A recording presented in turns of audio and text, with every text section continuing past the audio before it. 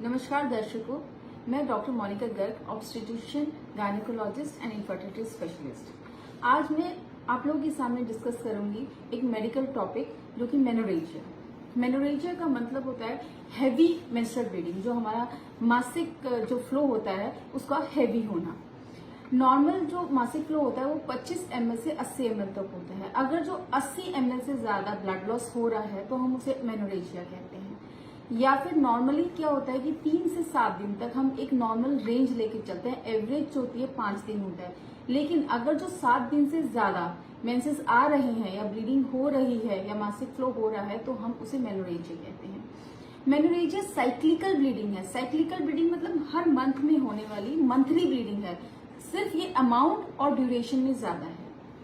इससे पेशेंट को अनीमिया हो सकता है, पेशेंट अपने डे टू डे एक्टिविटीज नहीं कर पाता है, अपना उसका कॉस्ट, सैनिटरी नैपकिन्स का कॉस्ट ज्यादा लगता है।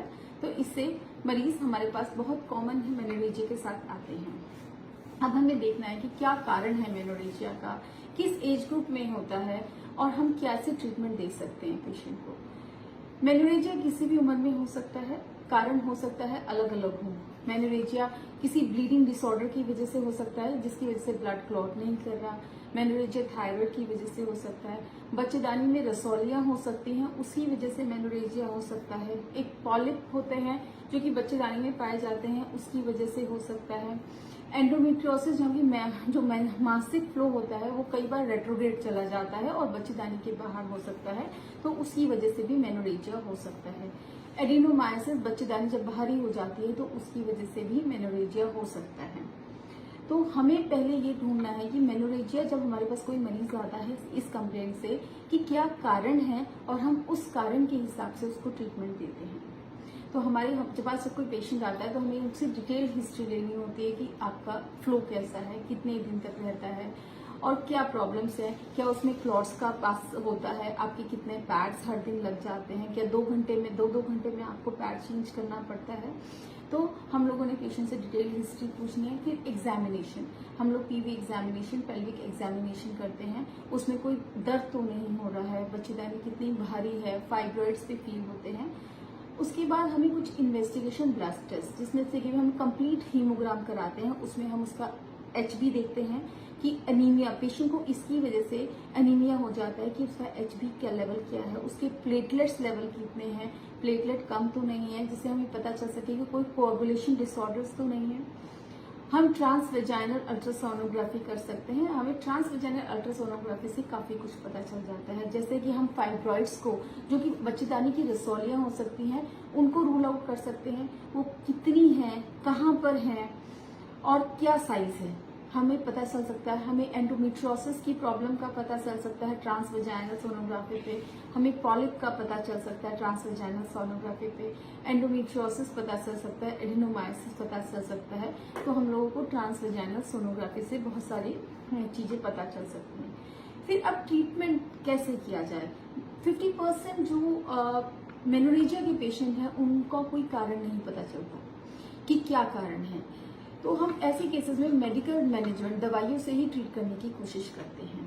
फिर हमारा जो ट्रीटमेंट है वो इस पे भी डिपेंड करता है कि पेशेंट के बच्चे हैं या नहीं है, कि अभी उसने अपनी फर्टिलिटी को अपनी रखना है या नहीं रखना है। जो फर्स्ट लाइन ऑफ ट्रीटमेंट है वो है मेडिकली, कि हम दवाइयों से मेनोरेजिया को ट्रीट करने की कोशिश करते हैं। अगर जो हमारा दवाइयों वाला ट्रीटमेंट फेल होता है तो ही हम सर्जरी करते हैं, otherwise first line of treatment is medicine. Medicine में हम लोग सबसे पहले पेशेंट का अनीमिया, क्योंकि पेशेंट इतने टाइम से इतना ब्लीड कर रहा है तो हमें अनीमिया ट्रीट करना है उसका। हमें आयरन सप्लीमेंटेशन उसको देना है ताकि वो अपना अनीमिया ठीक कर सके। कोई कोआगुलेशन डिसऑर्डर है तो उसको फिर हमें ट्रीट करना है कि कोई भी जिसकी वजह से उसका ब्लड कोआगुलेट नहीं होगा। तीसरा, ट्रेनेक्सेमिक एसिड और मेफेनेमिक एसिड का हम कॉम्बिनेशन देते हैं, जो हम 3 महीने तक दें पेशेंट को ड्यूरिंग मेंसेस तो काफी पेशेंट्स का इडियोपैथिक जो मेनोरेजिया होता है जिसका हमें कारण नहीं पता वो ठीक हो जाता है। नहीं तो इन केसेस में हम कंबाइंड ओरल कॉन्ट्रासेप्टिव पिल्स, जो कि ईस्ट्रोजन और प्रोजेस्टेरोन का कॉम्बिनेशन है, वो दे सकते हैं। उससे भी बहुत पेशेंट रिस्पॉन्ड करते हैं। नहीं तो एक कॉपर्टी जैसा IUCD इंट्रायूटेराइन कॉन्ट्रासेप्टिव डिवाइस आता है जिसमें प्रोजेस्टेरोन, जिसको माइरीना कहते हैं, जिससे कि धीरे धीरे धीरे धीरे हर दिन प्रोजेस्टेरोन सिक्रेशन होता है और वो एंडोमेट्रियम को जो लाइनिंग हर महीने ब्लीड करती है उसे इतना मोटा नहीं होने देता कि ज्यादा ब्लीडिंग हो।